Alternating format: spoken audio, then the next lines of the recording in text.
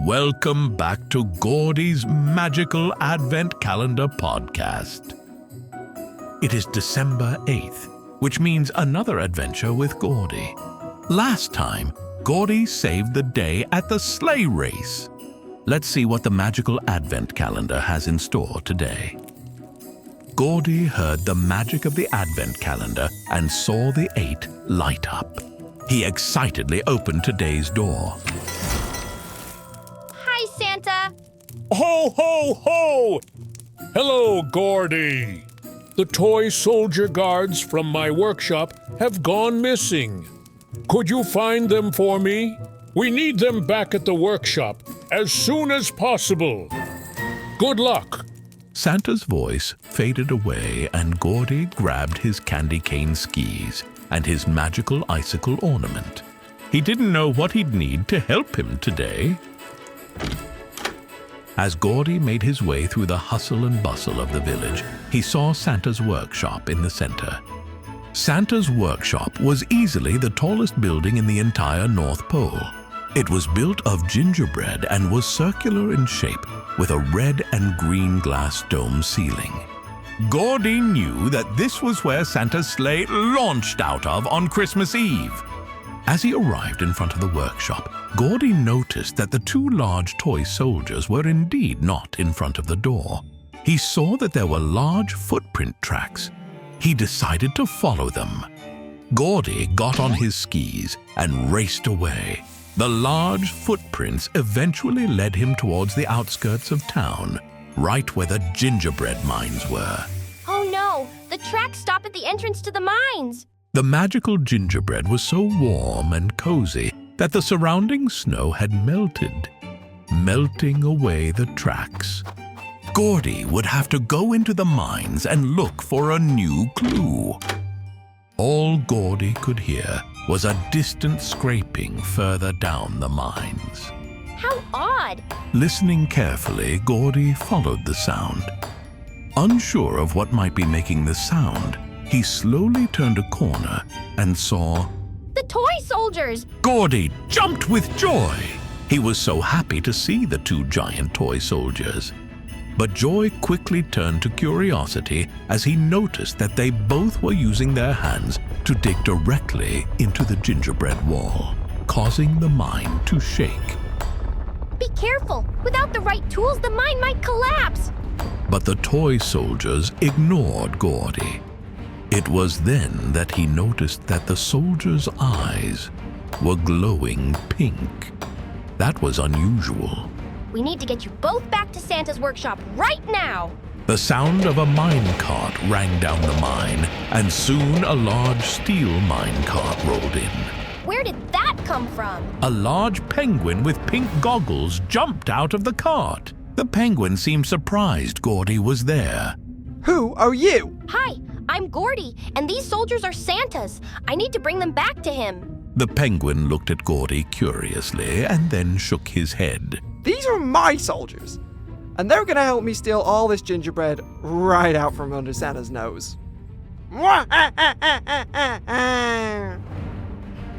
The penguin's pink goggles were so bright Gordy could hardly see.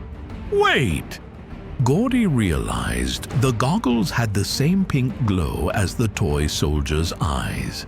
The penguin must be controlling the soldiers with magic! Gordy rushed over to the toy soldiers to try and shake them out of the penguin spell. Santa needs you. As Gordy was shaking the toy soldiers, he felt how warm they were. They were overheating! This mine would melt them if he didn't get them out of here. Gordy turned around to see the penguin shoving a bunch of the gingerbread into the mine cart. Oh no! It's too hot! The toy soldiers will melt! The penguin then jumped into the mine cart. He hit a lever and the mine cart sped off out of sight. The entire mine started to shake as the toy soldiers kept pounding the gingerbread walls. Gordy could see their metal starting to melt. We gotta cool you down! That's it! Gordy activated his icicle ornament. He could taste the minty fresh magic, and he breathed out a huge ice cloud. The toy soldiers were now frozen solid. Gordy saw that their eyes turned back to their normal color. The icy shock must have broken the penguin's spell. The toy soldiers both broke free of the ice. The toy soldiers thanked Gordy and then picked him up and ran. The mine was collapsing! Oh, candy canes! They all jumped out of the mine door, just as it all collapsed behind them. Back at Santa's workshop, the toy soldiers were now back to their post. Gordy told Santa about the mysterious penguin who had stolen the gingerbread. Who could they be? And how did they control the toy soldiers with magic? Gordy would have to find out on another adventure. If you want to see and hear more about Gordy, check him out on YouTube. Also, tune in tomorrow for Gordy's next Magical Advent Calendar adventure. Welcome back to Gordy's Magical Advent Calendar podcast. It's December 9th, and it's time for another Christmas mission, given by Santa himself. After yesterday's runaway toy soldier rescue, Gordy knows he needs to be ready for anything. Like any good Christmas elf, Gordy loves to sing, dance, and listen to music whenever possible. So it was no wonder he was so excited about the Jingle Bell Jamboree, a fun night of playing jingle bells and hanging out with his fellow elves. Gordy was just polishing his bells when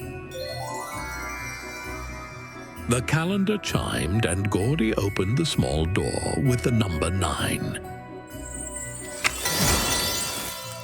Ho, ho, ho! Hello, Gordy. There's no time to waste. You must go to the Jamboree stage and help. All the bells have come to life and won't stop dancing away.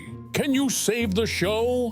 Gordy couldn't believe the bells were refusing to stay and play music. Who wouldn't want to play in the Jamboree? He rushed out of his gingerbread house and was quickly at the stage. When he opened the door, he couldn't believe his eyes.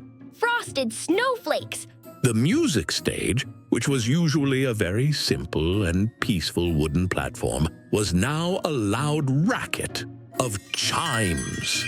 Bells were dinging around everywhere, being chased by desperate elves. Gordy watched as his friends tried and failed to contain the bells. What could have happened there?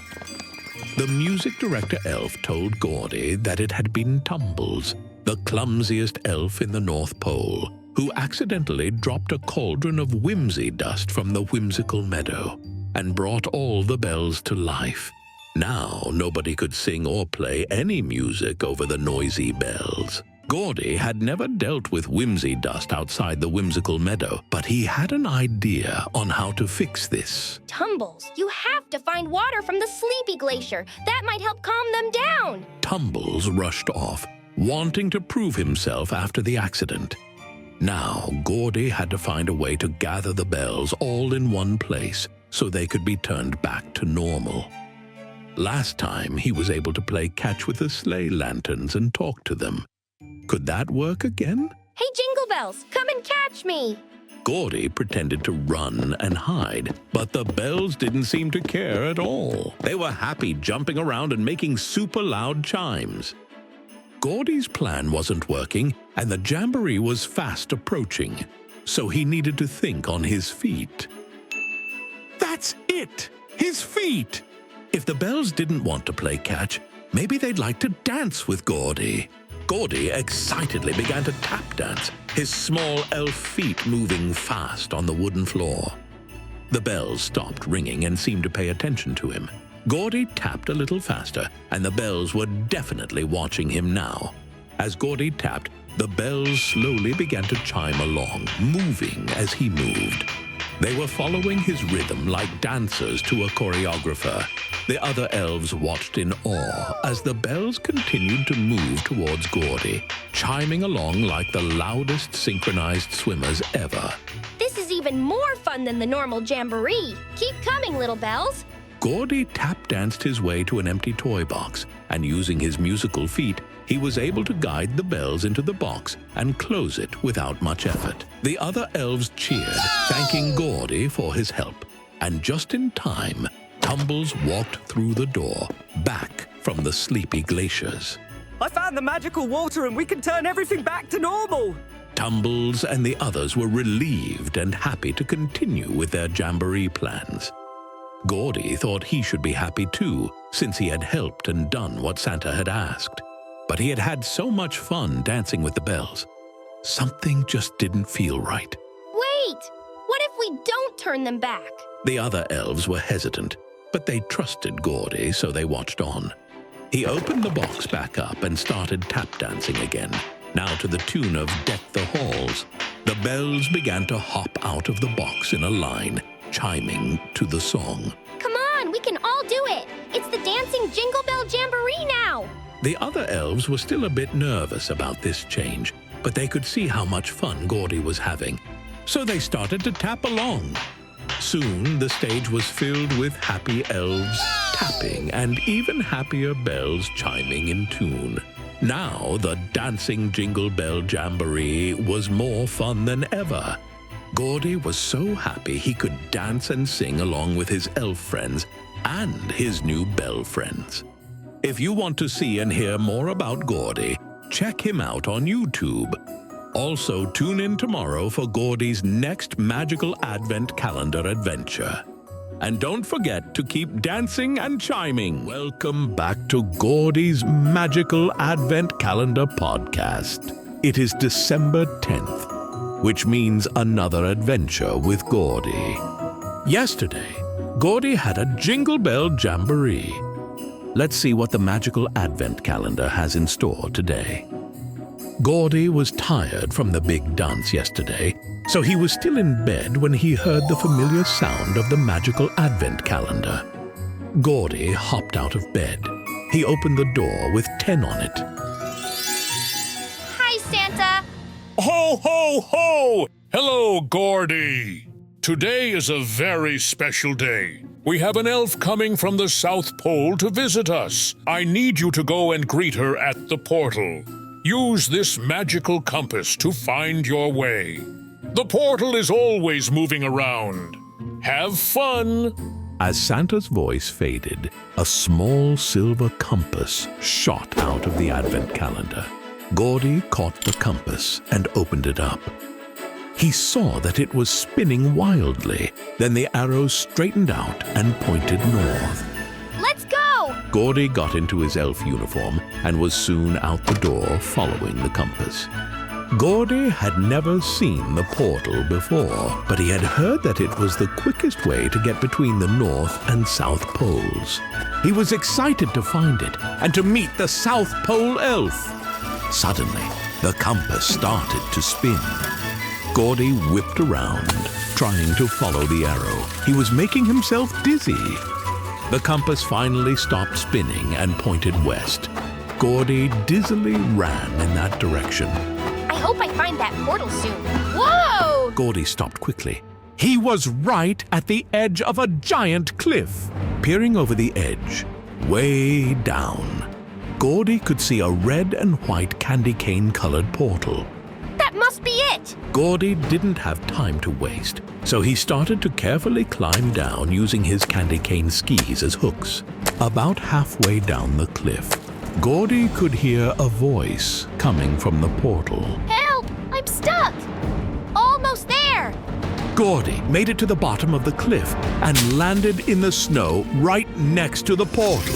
Gordy could see an elf's hand reaching out of the portal. That must be the South Pole elf. Gordy grabbed the hand and pulled. Hold on! Gordy could hear the portal magic growing louder and the sound of his compass spinning. The portal must be about to move. Gordy had to hurry.